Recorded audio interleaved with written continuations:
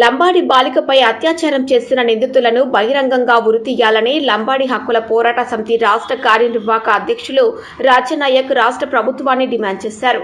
పోలీసుల నిర్లక్ష్యంతోనే హైదరాబాద్ నడిబొడ్డున మియాపూర్ నడిగడ్డ తాండాలో గిరిజన మైనర్ బాలికపై హత్య జరిగిందని ఆరోపించారు. మహబూబాబాద్ జిల్లాకు చెందిన బాలిక తల్లిదండ్రులు జీవనోపాధి కోసం హైదరాబాద్కు వచ్చి మియాపూర్ పరిధి నడిగడ్డ తాండాలో కూలీ పని చేసుకుంటున్నారని తెలిపారు. వారి కుమార్తె వారం రోజుల క్రితం దుకాణంకు వెళ్లి కనిపించకపోవడంతో బాలిక తల్లిదండ్రులు పోలీసులకు ఫిర్యాదు చేశారు.